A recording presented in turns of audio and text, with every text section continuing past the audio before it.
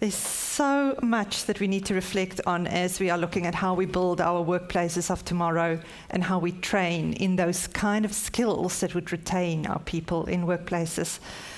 But let me not speak about that, because then I won't announce any of the next 3 speakers.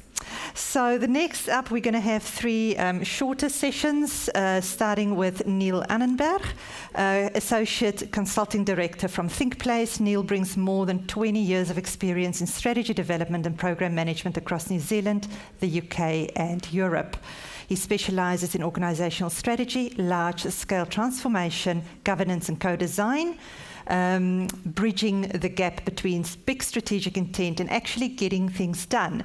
What a great segue after what we've just heard from Shamobel.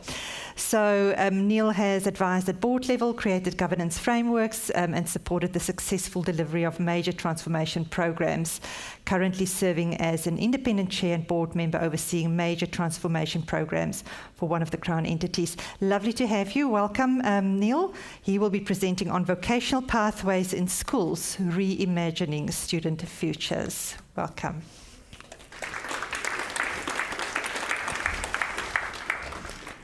So, what do people tell us? Essentially, vocational education and training is an add-on. It falls behind academic study in terms of importance. It's not treated equally in the curriculum, in terms of the time given to it, in terms of the funding, or in terms of the capability applied to vocational training and preparation. Nor is it applied equally across the country. What schools and students experience depends precisely on where you live, how big the city is, who the principal is, and what are the relationships between the schools, the intermediaries, the brokers, and industry. It requires a conscious, determined, and resolute effort, especially on the part of the schools, to have any effect. And if you want evidence of that, look at the example of pattern engineering and Hastings Boys School and the work that's being done there, and Lord is a great example, and it is a good example. A change in principle changed how the careers advisors at Hastings Boys School have to work harder to get the same job done. Because the conversation becomes, how does this help my targets? Schools and industry have different expectations, different measures, and different motivations. And they talk about training and work preparation in subtly and nuanced different ways. But those nuances are really important. And students are not being prepared with workforce-ready skills, the knowledge or the capabilities or characteristics that they need. So people, and someone asked me actually just last week in another conversation we were having on a related matter, what do you mean by workforce-ready skills? That tells you something. But things like problem solving, communication skills, resilience, attention span, reliability, showing up, all those skills that are valued.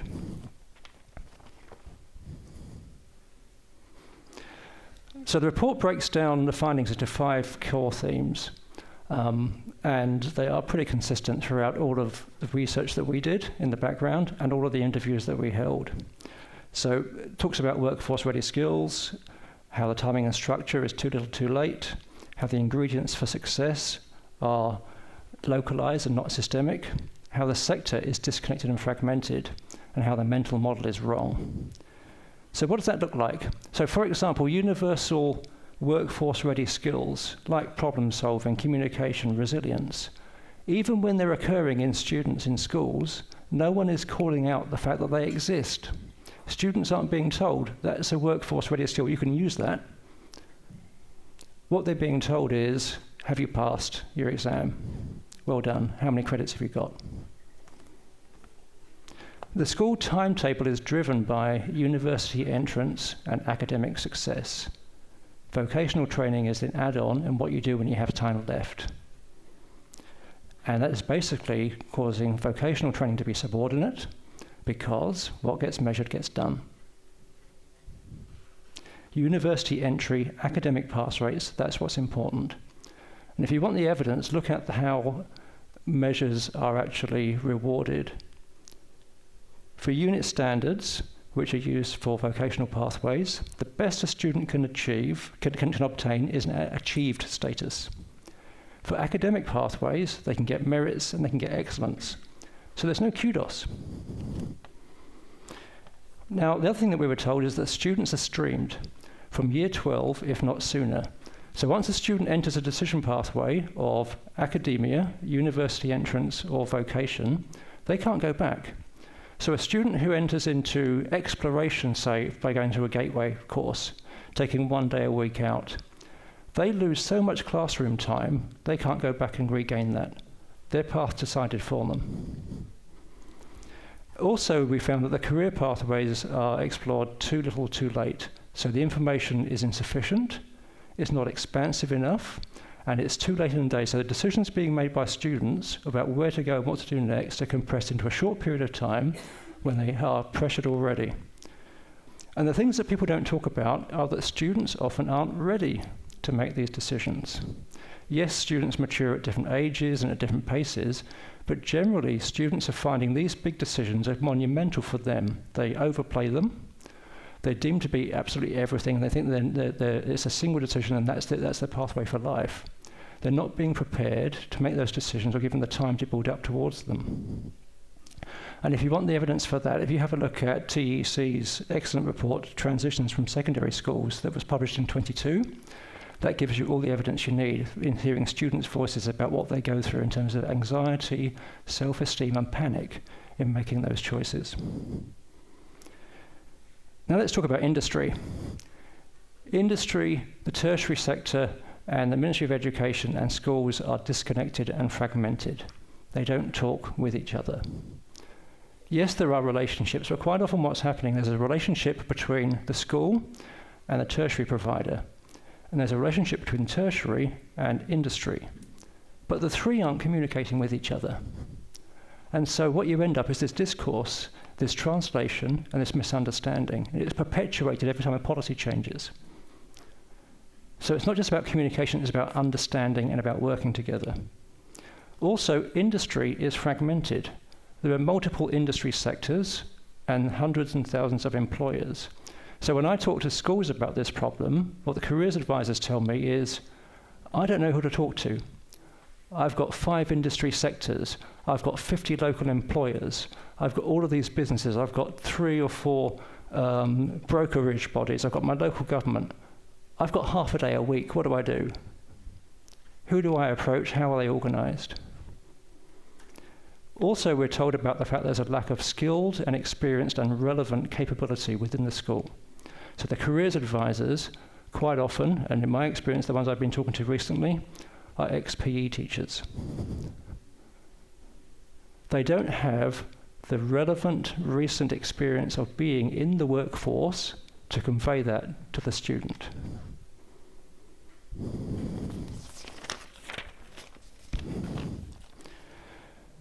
Of course, I could talk forever about resources, about funding and those sorts of things, but I don't think I dwell on that on too much. The other thing that we're being told is that it depends on where you live. The experience that you have in a big city, in a small rural town, in an urban area is vastly different, because students and teachers and industry and employers are based around what they see and do and hear every day. So the stories about kids from farms are great to take onto the workforce because they know how to work hard. They know about early morning starts. Or the fact that students, if you look at the background research and you ask students what they aspire to be when they leave school and get a job, typically they pick the same 10 jobs. And it's the same answer in Europe as it is here. They pick the ones they see about and hear about every day. They have no exposure to the hundreds and thousands of opportunities that exist out there. What they see is what's on their doorstep and what their parents tell them about. And no one in the school is disinforming them of that. And of course, you've got whānau and family influence. Parents naturally want better for their kids than they have for themselves. But all of these compound factors mean that the value of vocational pathways, the value of going into a trade, into industry, and the variety of roles that you can have, owning a business, being a leader, is not being explained.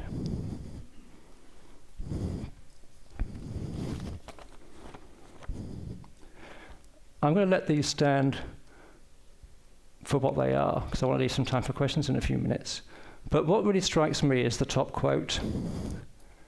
All of this burden, all of these issues, these disconnects, mean that the students are the ones who are juggling the mismatch between academic and vocational pathways.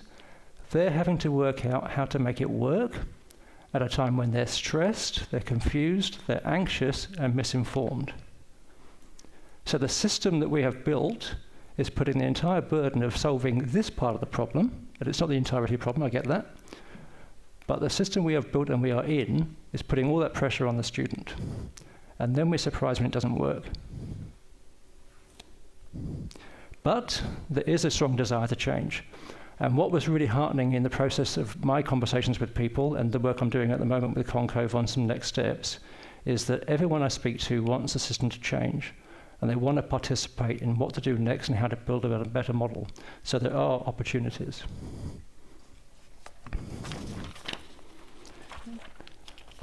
So what do we need to do? Firstly, we've got to create parity. We have to find a way for vocational training and pathways and moving into industry and business and trades to be seen to be worthwhile and valuable and an achievement. Because at the moment, 60 to 70% of students do not go to university, and a huge chunk of those who do drop out. But the education system is geared towards university. So the system is failing the vast majority of our students. We need multi-year resources and funding and an approach. Again, what we were told is you've got to start sooner. Get the students when they're much, much younger, because you've got to give them time to be exposed to opportunities, to explore opportunities, to experience the opportunities.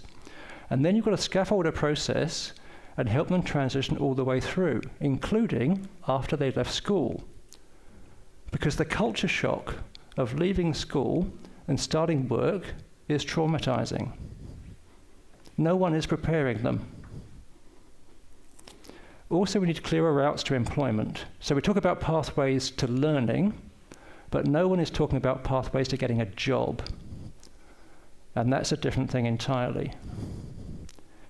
We need better access to information for our teachers, for our students, for our career advisors, and for you, so that we can actually have a better conversation about how to make the system work, because there's heaps of data out there, there's lots of templates and reports, but not much guidance on how to use them, or time, support, and funding to apply them. We need a stronger presence of industry in, with, and for schools. The voice of industry in schools is invisible. And ultimately, what we need is improved collaboration between schools, between policy setting, between industry, between employers, between brokers, between the association bodies and such like. Have to start working together. Because what we have at the moment is a push model of education policy and a bit of a pull model from industry. But they're not talking to each other. So one's pushing this way, the other one's pulling this way. There's no connection. And so you get pockets of excellence, absolutely, but ultimately, we need to be doing this together. So the conversations about how do we solve this need to be united and collaborative and cohesive, rather than in our own echo chambers. So there is hope. There are plans afoot. One of the things that we're doing at the moment with ConCOVE is we're having a conversation with people in industry and employers and the intermediary bodies to build a toolkit for industry to start engaging better with schools. A translation, an action-based, easy to pick up set of tools and things to do to improve the system. So that's one of the things that we're doing. But we've got an awful lot more to do. Now, I could talk all day. I've only got no time left, but I am going to see if there's time for questions. So thank you.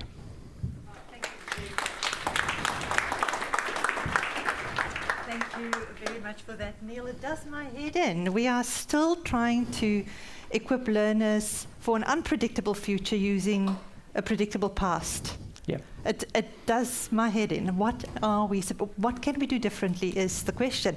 We've got a couple of questions. The NCEA review is underway. What key messages should we send to MOE? I'm tempted to follow the previous speaker on that one. But I think what I would say is we need cohesion. To my mind, this is a classic example of a policy without follow-through or without all of the collective pieces being in place. We need the ability to deliver those changes. We need more than just rhetoric and a relabeling.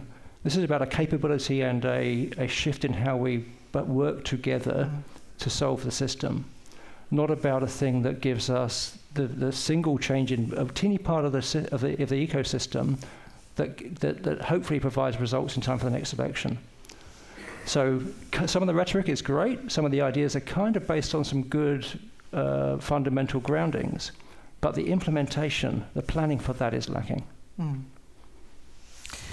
And a follow-up, how can school SLTs be influenced to prioritize vocational education when funding and reporting doesn't encourage that participation?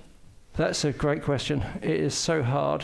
If any of you have ever worked in a school and know how hard it is to get funding agreed for this stuff, it's an impossible labyrinth to work out exactly where the funding might be, let alone how to apply for it. And so I think there's a combination really of appealing to hearts and minds. Where this works, it's because people want to make it work and they make it work despite the system. And I think in the short term, that's what we have to do. We have to start working and brokering relationships and use your networks in particular. So where some of this is working most successfully is where the larger organizations in the industry are creating the coalition of the willing. Because if the coalition of the willing exists and have the momentum, great stuff gets done despite the policy. And I think that's the answer for now, because if you don't take charge, it's not going to happen. Great. And final question, Neil, what is the leverage point to catalyst a new design to value vocational education? I think ultimately it comes down to targets and measures and money, ultimately. What gets measured gets done, what gets measured gets funded. That, to my mind, if that's the meaning of the question, that to my mind is the ultimate leverage point. We have to change how the motivational drivers are being set and over what period they're being assessed and who is establishing them, and to make sure that they're actually cohesive throughout the system. Because until we do that, nothing else matters, because ultimately people are motivated by how they are rewarded and what their targets look like. We're a small country, we've got fragmentation, we've got geographical issues. But if we're measuring and targeting and rewarding the wrong thing, nothing else is going to change. Great. Neil, thank you very, very much for sharing that with us today. Thank you. Appreciate that. It was lovely having you here. Thank you. Thank you.